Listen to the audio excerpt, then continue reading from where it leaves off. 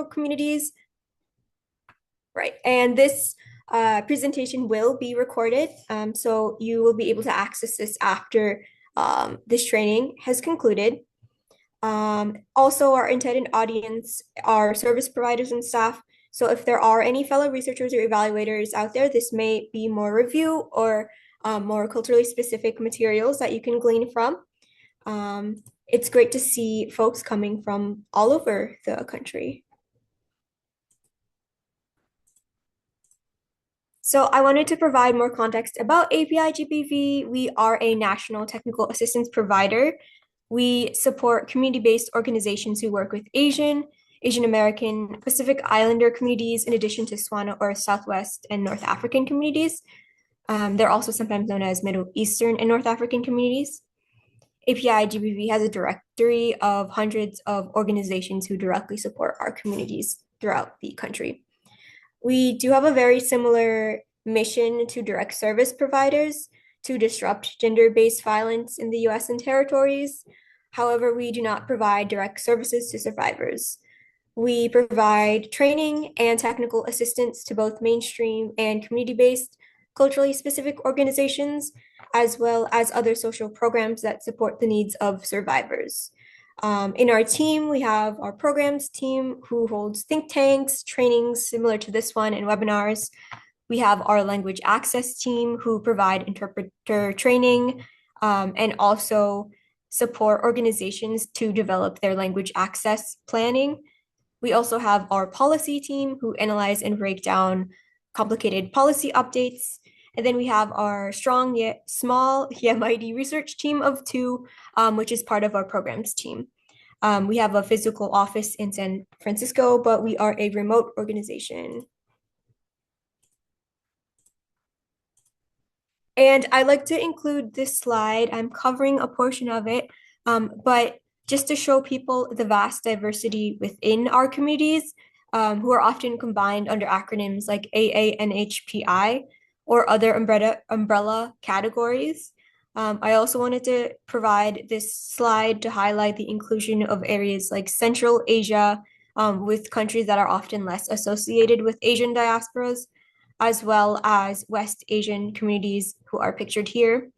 And then we have also our Pacific Islander and Native Hawaiian cousins who are depicted here as well, just so folks have a picture about the vast different language needs of our communities, as well as different immigration waves and needs that survivors are bringing to them or bringing with them.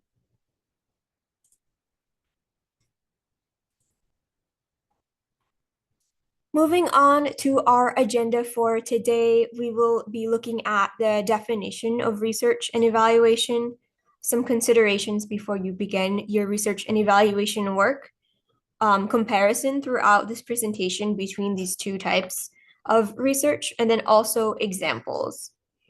I also want to pause here for some housekeeping. Should you need captions, you should be able to enable them through Zoom by clicking the three buttons at the bottom on your toolbar that say more, and you will be able to find captions there. This meeting will be recorded and is being recorded. We also ask that you do not use any AI-enabled note-taking if possible. There will be a couple opportunities in the presentation for any questions that you may have, and I will pause and make sure to hear you if you unmute or check the chat to make sure that we hear your questions. And then also, if you need to step away, please feel free to do so, knowing that I will be sharing a handout of resources and the slides to this presentation after this presentation is over.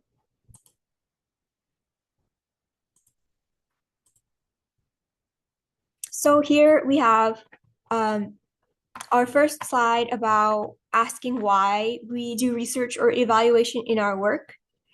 The goal of evaluation is for you to be able to tell the story of what and how your organization is addressing community and survivor needs. This is similar to research, but I wanted to highlight this distinction for evaluation specifically, as it may be more relevant to advocates and service providers. Both of these forms of research also provide context to why this work is necessary. Going beyond the purposes of reporting to funders, evaluation can provide the context of the work that is being done, and then both research and evaluation will build evidence for effective culturally specific programs or practices. Information is also power. So when service providers and organizational staff and advocates understand the importance and reasoning behind evaluation, then the information that comes out of evaluation can be better quality and more tailored to more specific programming or specific goals. Program evaluation results in valuable information to improve the quality of the services and the programs for survivors. I'm also going to be sharing this link to a very good resource by RCDV's DV Evidence Project for a really great bunch of resources specific to evaluation that you can peruse at your own time.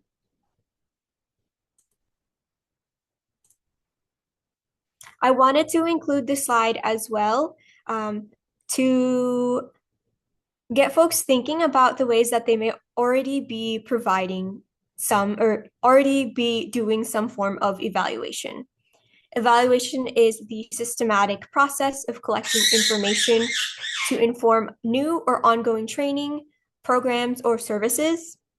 And so for some examples, this could look like sending in a quick survey to folks to see about ways that a 40-hour domestic violence advocate training could be improved. Another potential form of evaluation is briefly chatting with a parent who attended a bicultural parenting workshop to hear their thoughts and their feedback about how well the workshop went.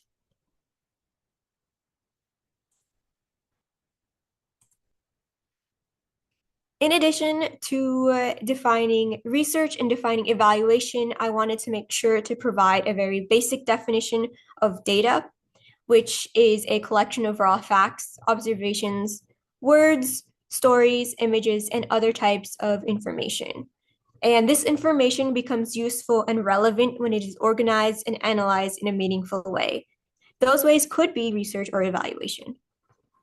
For more information about data collection processes, we also have an upcoming webinar that delves more deeply into those topics.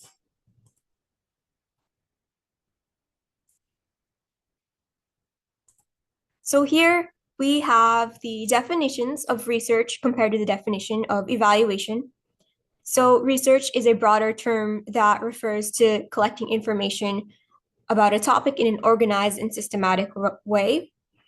And evaluation is a more narrow, particular form of research. It answers the question about programs or other kinds of efforts to provide services or create change in some way.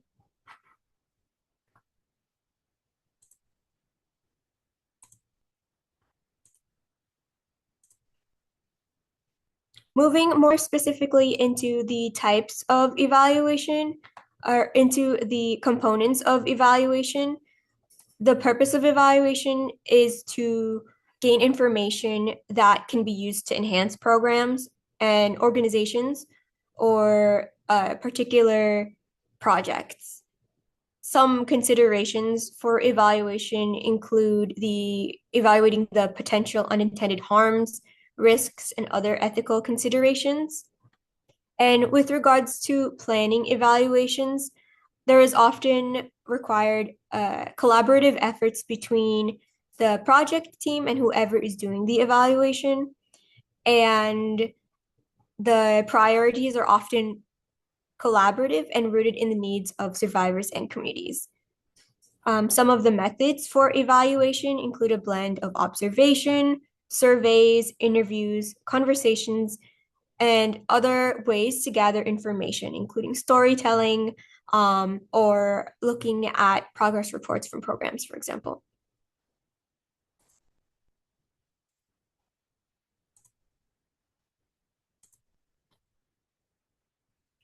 Here, I wanted to expand a little bit on the various types of evaluations. I will not go into great detail but I will be providing a handout that has resources if you would like to explore any of these individual types of evaluations at your own time. So outcome evaluations are designated to measure programs' impact and are often over longer periods of time. They provide the answer to what happened as a result of the program. Process evaluations are designed to measure how well a program is achieving its intended goals and can address questions such as what are we doing and how are we doing it? Who is and isn't receiving our services? How satisfied are survivors, advocates, staff, and volunteers? What has changed and how can we improve? Monitoring and evaluation are very similar to process evaluation with the component of monitoring or keeping track of processes, activities, and outputs of a program. We also have needs assessments, which identify key areas within a program or organization that could be improved. They also tend to look at existing resources or strengths in an organization or a program that is being evaluated. For more information about needs assessments, we will be having a future webinar dedicated to needs assessments specifically.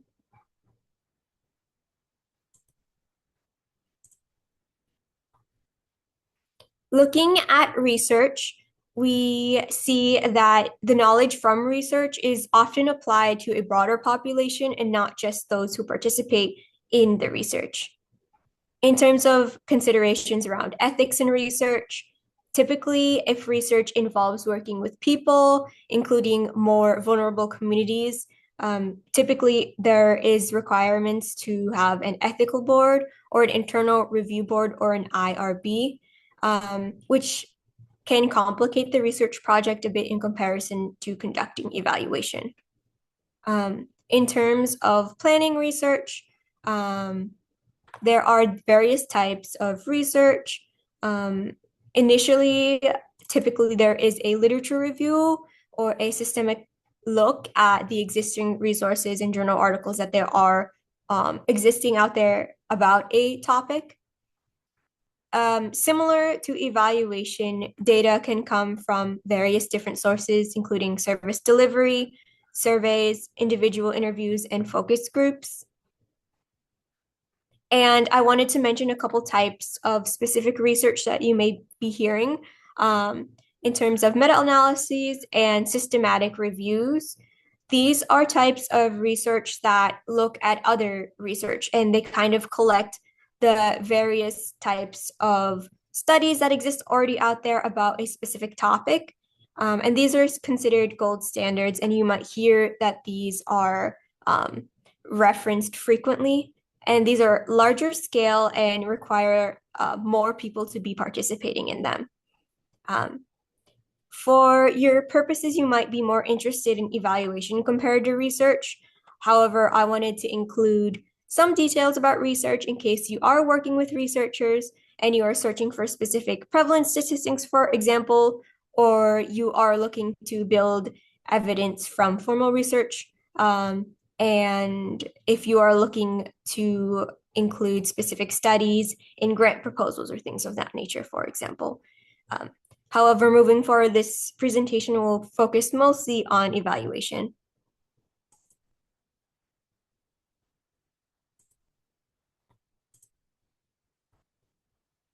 So here I have an example comparing what an evaluation would ask compared to what a research project may ask. Oh, yes, the slides will be available along with a handout of resources. Thank you, Swati. So in terms of evaluation, one way to format or ask questions that are evaluation questions are to ask about who is accessing counseling services from my organization and what communities from the South Asian diaspora are missing. Another potential evaluation question are how do survivors and staff feel about the quality of individual mental health services at the organization. So you can see the evaluation questions are narrower in scope compared to the research question, which is what factors encourage South Asian survivors of intimate partner violence to seek mental health services? as you can see, the responses and the answers that will come from this research question may apply to survivors beyond those who are just participating or just clients at a specific resource center or domestic violence center.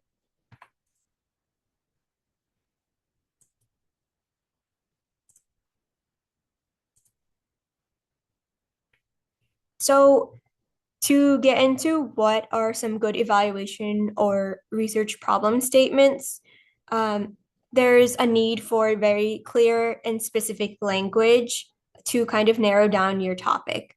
I have an example on the left-hand side about how some first-generation immigrant Chinese women stay in violent marriages because they may not have friends or family nearby to support them, and many don't know about culturally specific services.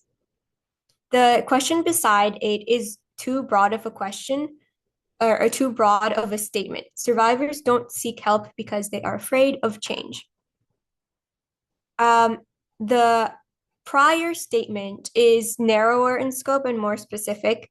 It also kind of points to potential solutions of increasing awareness in the local community about the availability of culturally specific services through pasting in flyers in very populated areas, or perhaps pasting flyers in supermarkets, for example, or collaborating with faith-based organizations who see these communities every day. So there is more opportunity through evaluation to be able to tell your organization's story and to highlight cultural strengths, practices, and culturally specific services that are uniquely developed to address the needs of survivors from our communities. And the same thing could be done for research. However, it will have to be less specific to your local community, and it often is more applicable to a broader population.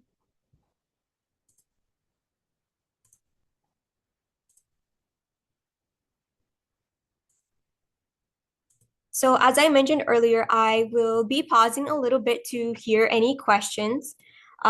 Before we go into a reflection, I want to make sure that I don't see anything missing from the chat in terms of any questions.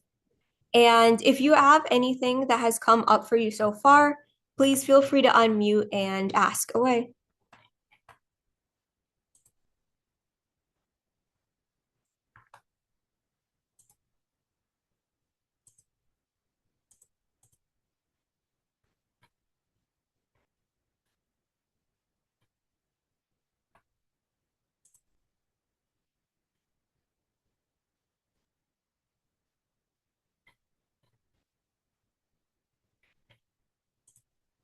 All right, I do not hear anything from anybody so far. I apologize about my silhouette blocking some of the information. I am piloting this method of sharing through my screen, and I will not be using it moving forward. In terms of this slide, I wanted to invite you all to reflect about a problem from your worker community that could be addressed with an evaluation, and to just keep that in mind throughout this presentation.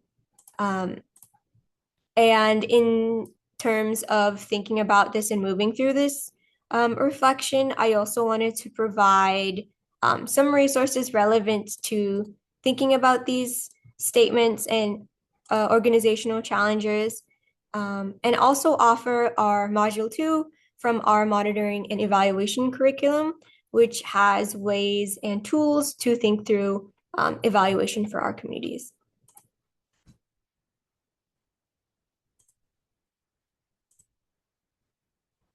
So I know this slide looks like a lot, and I will be breaking down every single portion of this graph here, but I wanted to share the focus and goals and the questions, scopes, timeframes, and ownership differences between evaluation and research in one condensed slide.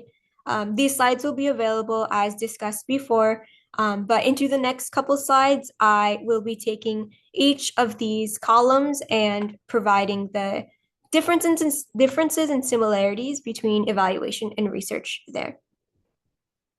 So thinking about the focus and goals, when asking who or what you're interested in learning more about, both evaluation and research can measure attitudes, services provided, number of survivors served, success stories, and other measures that you may have already been taking.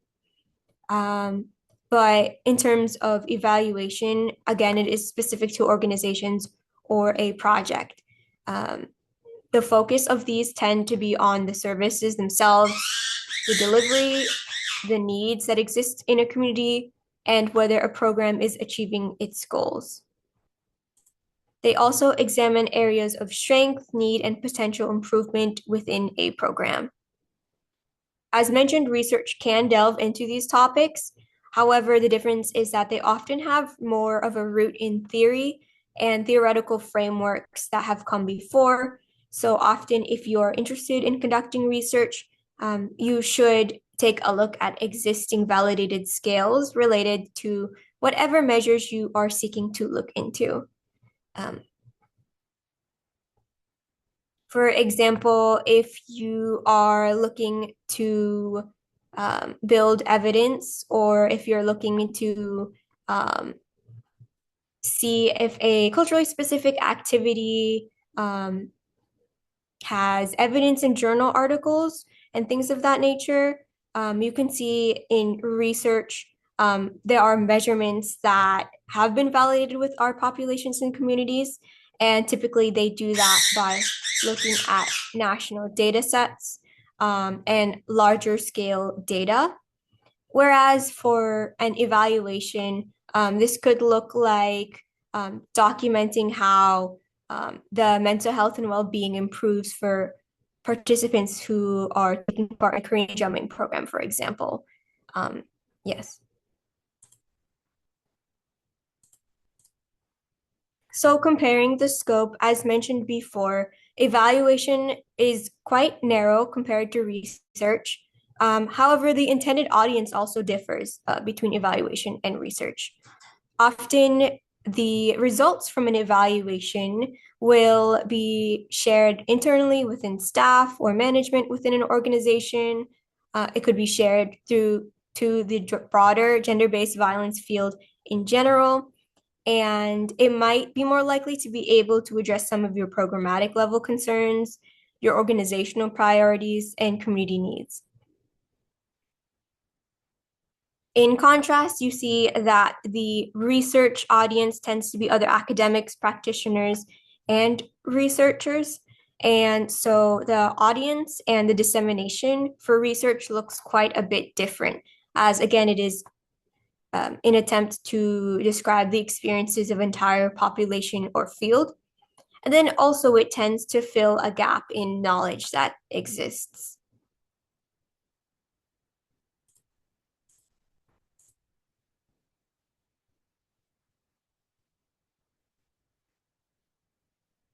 When asking how you plan on answering these questions, there are also differences between evaluation and research. In terms of evaluation, there is often a bit more creativity and flexibility with regards to the methods to collect these data. So that could include sharing stories about community strengths and connections within relationships. Other potential methods include conversations, interviews, photos given with permission, community listening sessions, and more. You could use similar data collection methods in research. However, there is a bit more required structure regarding research. So that often looks like conducting a literature review to look at what is already out there in academic journals or in the field. And there, again, are theoretical frameworks that you often build upon when conducting research. Again, there are very similar methods. So surveys, existing data, especially larger national data sets for sound results, and also individual and group interviews or listening sessions. In the handout, I will detail more types of research and types of more culturally specific framings for research, but you can find those in the handout and that will be provided later. Research and evaluation also have similar considerations for time frame. Often evaluation timeframes will vary, but they typically last the duration of the program or shorter. They also could be reoccurring evaluations, especially for larger scale evaluations that could follow participants over time.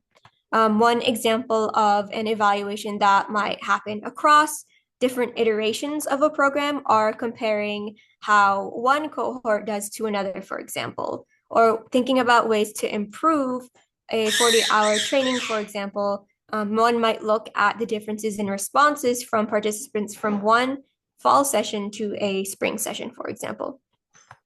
For research, it is really dependent on the project. There are various types of longer term studies that look at changes over time. And research also could look like a snapshot of that captures a specific time period.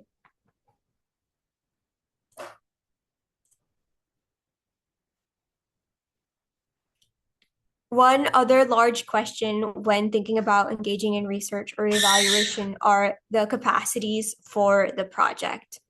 Some of the reflective questions that I have for evaluation include asking if you will be partnering with someone who will be providing the evaluation and what that would look like.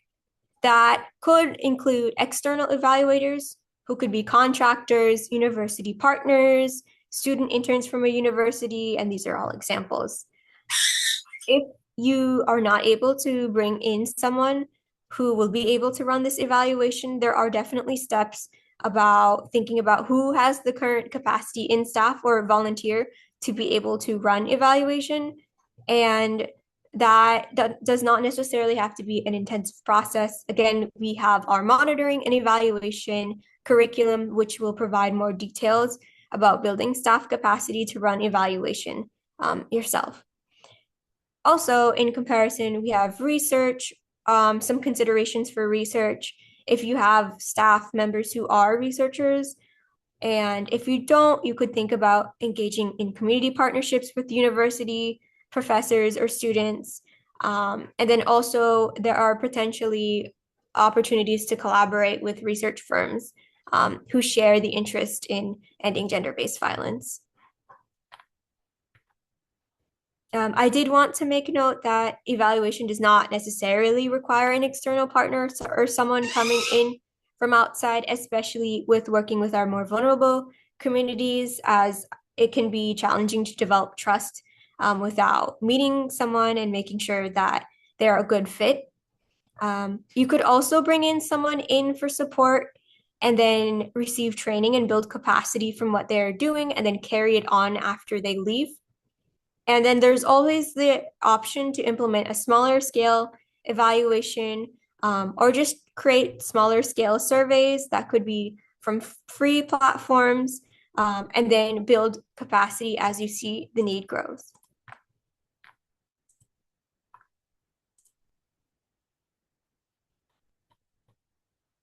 So here we have the considerations overall when comparing research and evaluation and deciding if your project is research or evaluation. These are tied to the first graph that I showed you, the first chart I just went through with each slide comparing research and evaluation. But after you have these considerations, you should be able to move forward thinking about whether your project would be better suited for research or evaluation. We have this one more comparison between research and evaluation, and this diagram is intended to summarize some of the bigger differences and similarities between the two. You may find that evaluation is more relevant to your work. However, we also included research here in case you are working with researchers or intend to reach out and work with researchers. And hopefully this presentation was able to break down some of the more common research and evaluation terms that you may be hearing. Here, I'm also going to take the time to share the next registration to the next webinar in this series about data collection methods here. And if you have any more questions about research and evaluation, you can feel free to reach out to us. I will have an email on the next slide if you have any individual questions that you would rather not share with the group. And I'll also take time here to look in the chat and make sure I'm not missing anything. Thank you, Dennis. I've also often been concerned about how to engage individuals who are not utilizing services as to what obstacles exist that are preventing them from using our services. Is that a valid approach to evaluation, or is that more of a research topic? What are some of the most appropriate ways of seeking this type of data? Thank you for this question, Dennis, and it's a great one. So, in terms of reaching out to individuals, I would say the most accessible way to approach these questions could be through evaluation. It's kind of trying to get at the need of who is not utilizing the services. And one way to get this without asking or seeking out the people specifically is to ask the service providers, who aren't you seeing? And it's actually something that I have in other projects, not necessarily research projects, but in other projects, we've held listening sessions with service providers asking, okay, who in our community aren't you seeing seeking services? And what might be some of those obstacles or barriers that prevent them from using these services? If you want to directly get at the folks who might not be attending services, you could still put out a survey or show up at community events and try to get input from people there. Swati, what do you think? Yeah, I think I mean, it's a great question because depending on how you're thinking about the question of why are people not attending this, or what are the obstacles that are getting in the way from folks being able to utilize your services, it could be either an evaluation or a research question, depending on the framing of it. It seems like from Dennis, what you're asking, it seems like it's more of an evaluation related question. And I think one of the ways that I might consider trying to answer that is by going to community events and speaking more broadly to community members around what are their thoughts on why people might not be accessing the services, or like what is getting in the way. And I think hearing from community members, whether they are folks who would use your services or not, I think that's a really great place to start to at least understand maybe are there obstacles that you're not even seeing. And so that would be my recommendation of a starting point. You're also welcome to reach out to Krista and I if you are interested in talking more through like how to like help frame the evaluation questions that you're looking at, and we'd be happy to help with that.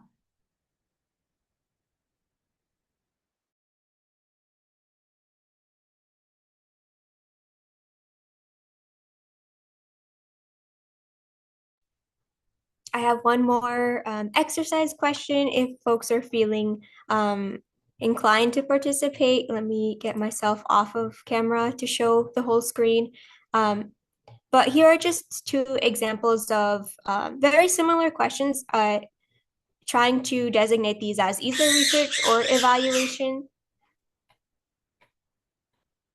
So Amrita is interested in learning about the reasons why college-age survivors in her state do or do not report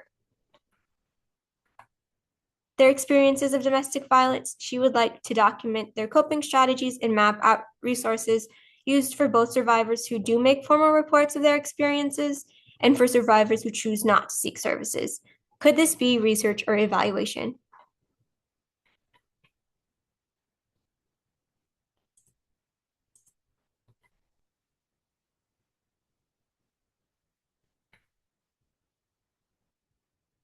Thank you, Amber, for sharing in the chat what you think.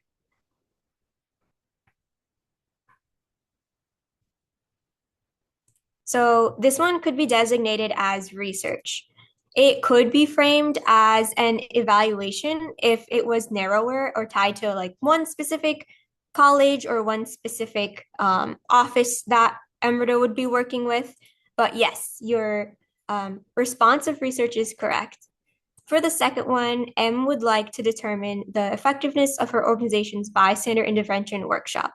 Is this research or evaluation?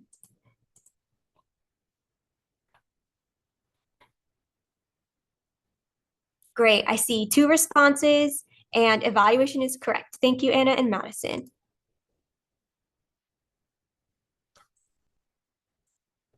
So here I want to pause again if there are any other further questions. Um,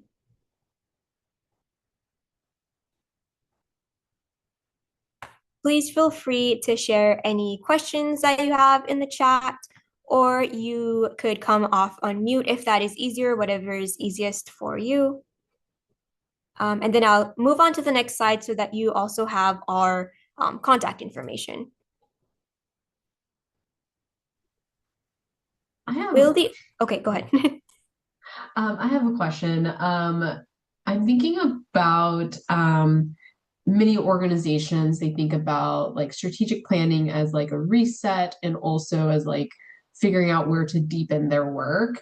When thinking about how to potentially interview for a consultant who would what's it like a if this is within the scope of this webinar, what could be potential questions an organization could ask consultants being considered for strategic planning of how they will go about evaluating the services and their effectiveness, and also tapping into those audiences that we may not be already reaching? That is a great question. In terms of like thinking about getting a good fit for potential consultants, it's great to ask them about the types of experience that they have. If they have experience working with culturally specific organizations, if they, what are their typical methods or questions, you could ask them to provide just a couple sample questions to see if there is alignment with their typical way of doing things. You could also ask them about their values and if that is in alignment with what your goals are. Swati, feel free to also jump in. Asking for strategic planning, I think that goes a bit beyond the scope of this training specifically. But Swati, if you have any insight, please feel free to share. Yeah, I think one thing I would want to add to that is wanting to understand what are the methods that the like whoever the consultant might be, what types of methods they typically use to make sure that they align with the needs and the priorities and experiences of the folks that you're working with. Because I think sometimes folks might want to use really long surveys that might not work as well with survivors or thinking about people who are in crisis or are currently dealing with trauma. And so I think it's really important to make sure that there's a match between who you are trying to do an evaluation with and the person who might be the consultant doing the evaluation. And then the other thing I was just thinking about was asking a question around how do they make sure that they include voices of people who might be missed, or how are they making sure that that they're including all voices or experiences to ensure that you're hearing all of the different experiences that you're trying to cover in your evaluation. So I think asking those questions around methods and also what are the ways that they try to include or cover or ensure that they're bringing in voices that might be missed are two pretty critical ways of assessing fit. I don't think that those sorts of questions are on our handout that Krista is going to be sharing, but we can also look, we can try to figure out if there's other questions. If anyone has any ideas in this webinar that they have tried to use before when evaluating fit, if you want to share those, that would be great. May I elaborate on my previous question in the chat? Because it sounds like we're somewhat going further in that direction.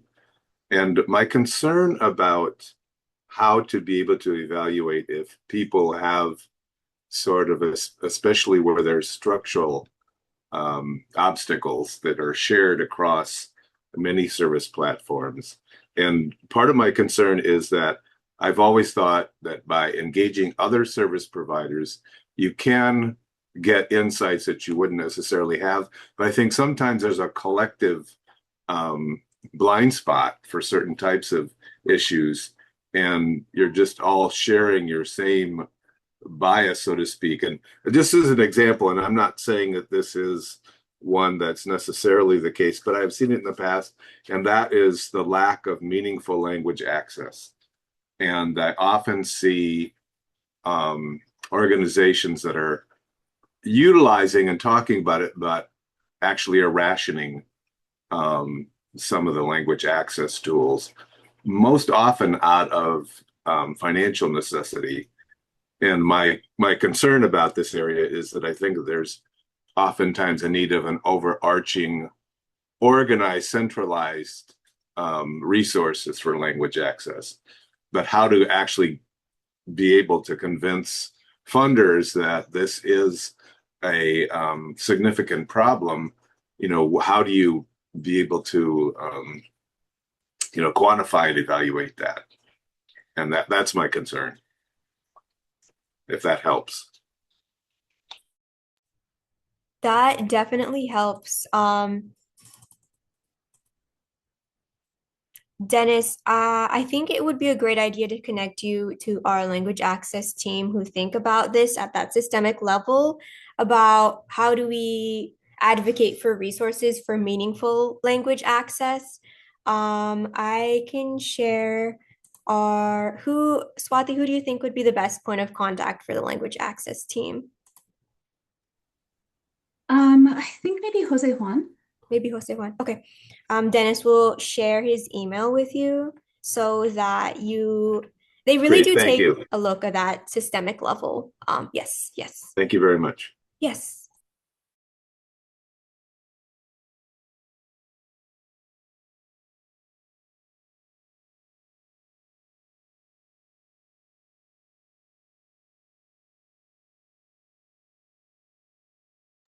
There's one other question in the chat that I saw. Will the other training have examples of questions?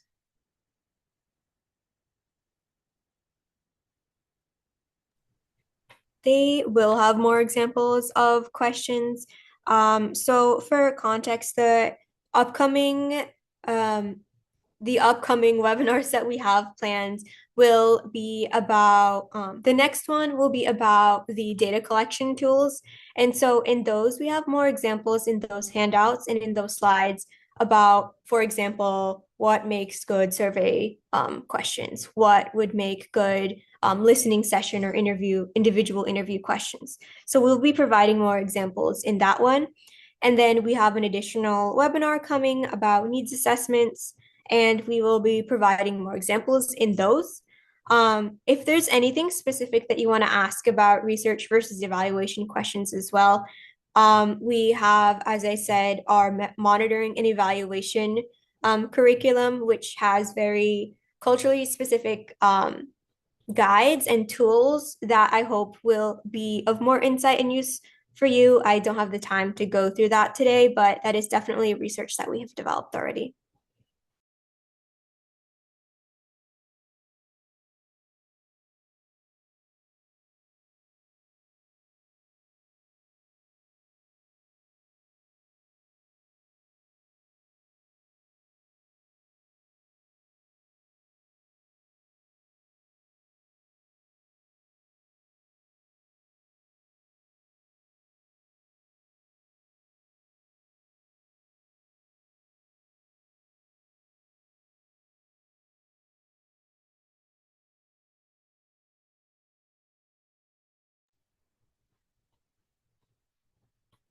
Anna, did that answer your question? Do you have any other follow-up? Okay, okay.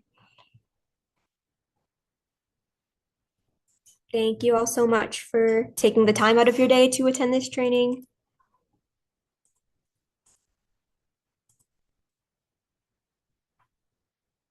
If there are no further questions, again, feel free to reach out to us. Our email is here. And I think we will be able to give you back a couple minutes of your day. Thank you so much. Mahalo, bye.